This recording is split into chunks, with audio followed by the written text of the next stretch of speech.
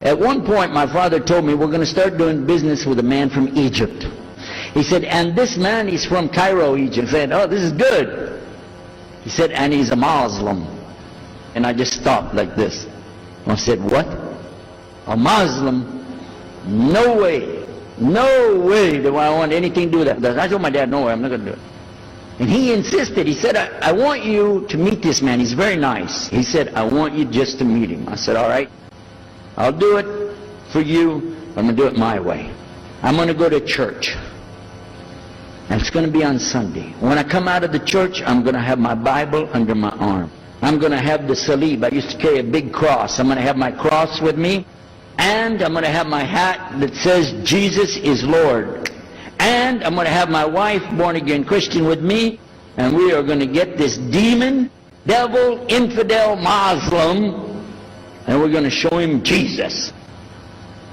And this is a true story, by the way. We went to church. Strangely enough, the preacher was preaching out of the Old Testament about salvation coming at the time of David, which really puzzled me, because according to Christianity, it's coming through Jesus. And it really, that opened the door for me, but that comes up later in the story. Now, when I get there to my father's store, I'm looking around, you know.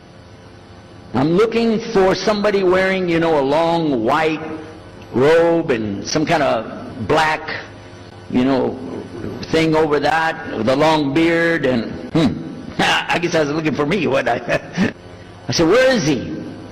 I'm ready. My father said, he's over here. I said, where? I said, here. This is a normal guy. He didn't have a beard. He didn't have any hair at all. How do you do? I told him my name. He introduced himself. His name is Muhammad. I said, how do you do? After the niceties of hello, how are you, how's everything, I said, do you believe in God? He said, yes. Oh yeah? Sure. He said, yeah. Abraham? Yeah.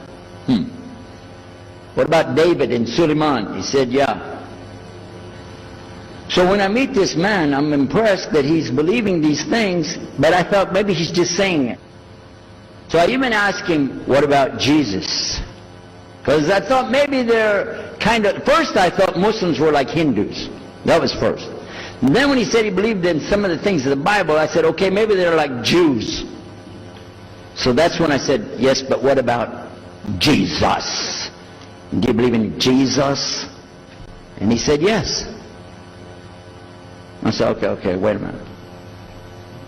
This is going to be easy. I can convert this guy. And in fact, I took him immediately out to have tea together. We sit together, drink tea, talk a little while. And I started trying to preach to him right away. And he sat there. Okay. He's a graduate of Allah's heart.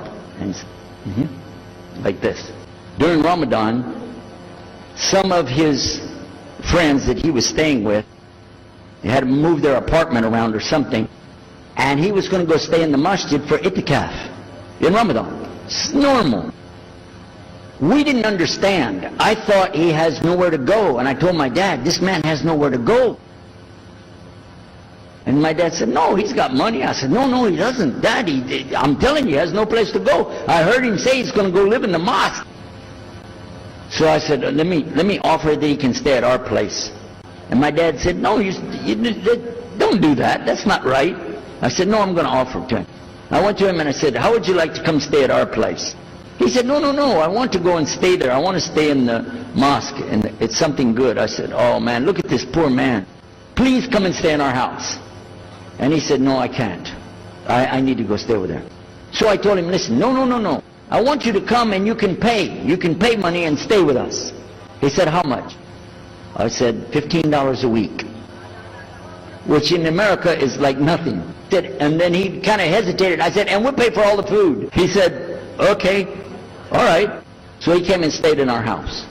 And I said, well, now that's good. I'll travel with him and go with him in places, and he'll see and he'll learn about Christianity. Over a period of time, I came to learn a lot of things. In fact, I tried to debate with him about many things, but he was so wise and well educated that he could see what I was doing and he would take it easy and let me win every debate. But if he wanted me to lose, I was going to lose. This was how well he could handle it. Now look, I have 2 visitors in my house. One is a Catholic priest, the other is a Muslim. And I'm thinking I can get the Catholic priest and convert him to be a Protestant. At the same time, I'm going to catch the Muslim and bring him over to Christianity. High aspirations. But it didn't work. Some strange things began to happen.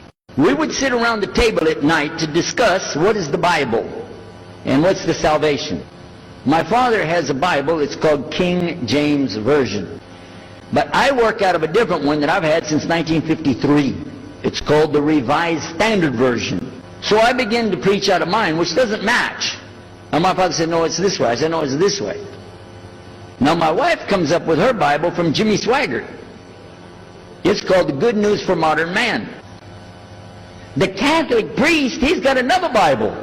And I never even knew about this subject until then.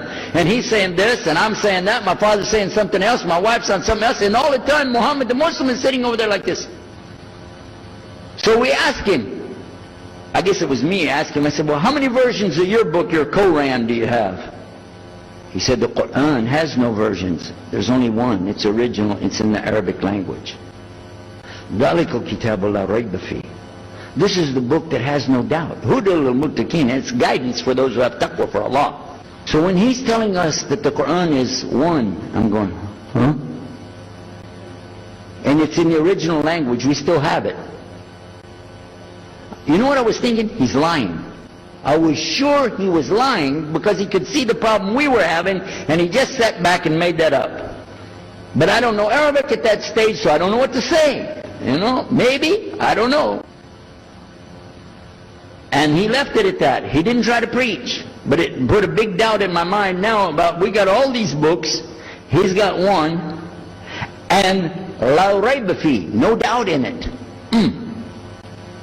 So another time we had another discussion that came up. Now this time I went to the other preacher who had the cross. And I was asking him, I want to be able to explain the Trinity. He said, you know the Trinity. I said, yeah, I know. But I want to know the way to explain it so a human being can just understand it. He said, okay. It's like an apple. Just take an apple. The apple has a shell around the outside, the skin. Inside is the meat. Inside of that is the seeds. Okay? 3 things, 1 apple. That's the way. I start going back. I'm going to tell this Muslim about the Trinity. But on the way, I remember his arguing with me, his way of debating with me. I said, no, he's going to tear me apart. As soon as I say seeds, he's going to say there's more than one. So it could be 7 or 8 or 9 or 10 gods all rolled into one. No. It's got to be special. It doesn't work like that. Let me go back and try again. So I went back to him. I said, what if he says there's more than one seed in there? He said, okay. He said, okay. Forget the apple. I said, okay. It's like the babe, the egg. Use the egg. The egg has a shell. Inside of the egg is the white. Inside of the white is the yellow. 3, 1 egg. That's it. That's good to go. Now I start going home again, and it hit me. Wait a minute. The egg could have a double yolk. God becomes 4, just like that. I'm not going to ask him again. So at the market one day, I saw a man, and I was talking to him because I was listening to some things that Muhammad had told us about the belief in Islam, Allah is one. And so I was telling this guy, you know, I got some doubts about the Trinity. He said, you a preacher, you have doubts? I said, yeah, it doesn't make any sense. It doesn't make any sense. How could 3 be 1? He said, okay, look. You see me? I'm one man. I said, yeah. See my wife? Yeah. It's one person. Yeah. See my son? Yeah. 3. 1. One family. It's the family of God. Use that. I said, there you go. The family of God. You don't get very far on that one, and you realize right away they could have another kid just like that. But worse, they could get a divorce. You want a God that can get a divorce? Huh? So we asked Muhammad, we say, okay, what do you say about God? What do you think he said? أعوذ بالله من الشيطان الرجيم بسم الله الرحمن الرحيم قل هو الله أحد الله الصمد لم يلد وَلَمْ يُلَدْ وَلَمْ يَكُلْهُ كُفُوًا أَحَدٌ. Boy, that's exactly what I already think, but I can't admit that. But I could see for sure God is only one, and that, so I totally forget the Trinity thing. My dad never did believe it anyway, so he had no problem with it. The priest asks the Muslim, can I go to your church with you? The mosque. He said, sure, come on. Well, he went, and they came back. So he took the priest aside, come here, come here. What do they do? What do they do in there? Tell us, what did he do? He said, no, they just stand there like this, and they pray, and they leave. I said, what? They pray and leave? I said, yeah. Okay, what kind of music do they have? He said they didn't have any music. No music? How in the world are you going to worship God without music, man? So I asked him, Muhammad, you guys don't have any music? He said, no. So then the priest asked again another time. He wanted to go back to the masjid again. He went, this is middle of July, 1991. He went to the masjid. So they didn't come back. All night we're waiting. What happened? Very late they came back. And when he came in, I looked. There's Muhammad. I recognized him. Who's the guy with him, though? He's wearing a white jalabiyah, white dress like this. Has a white pillbox cap on his head. And I looked at him and I said, Pete. His name was Father Peter Jacobs, but we're not, Catholic, so I don't have to call him Father. I said, Pete, did you become a Muslim? He said, Ashhadu an la ilaha illallah, Ashhadu Muhammad Rasulullah.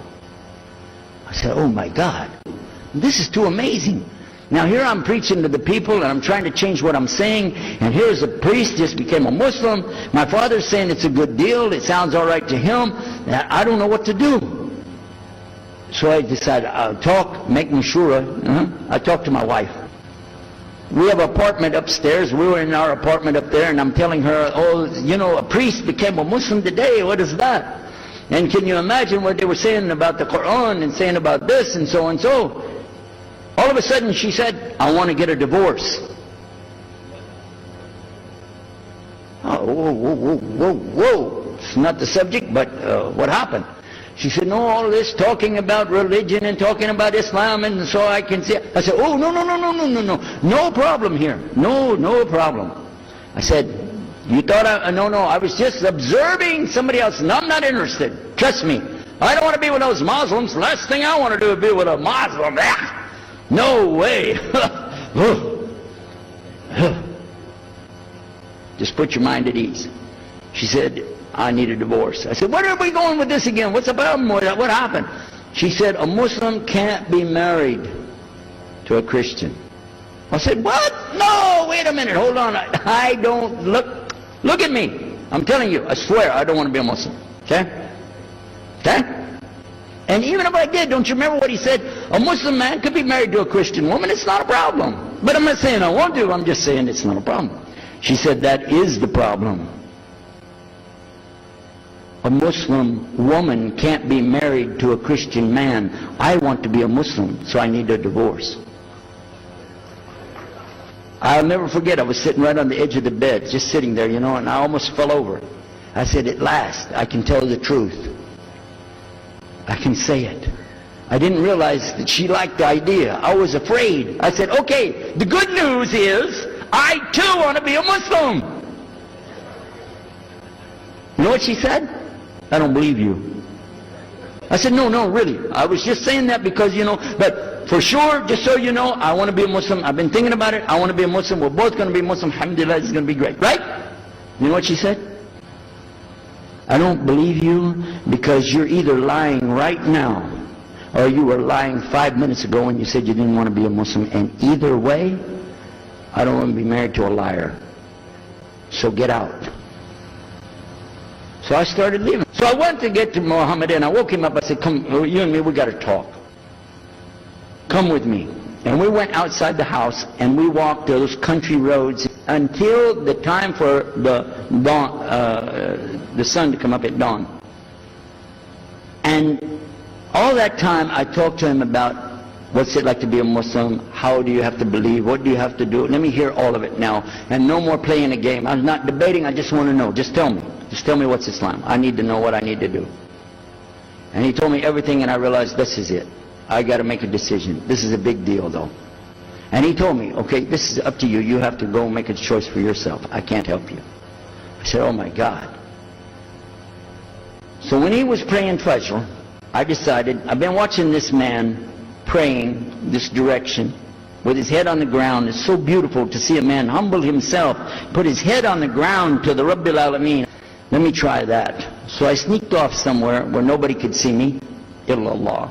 And then I found a place, a board there, you know, and I bowed down on the ground, and I put my head down on the ground on that board there.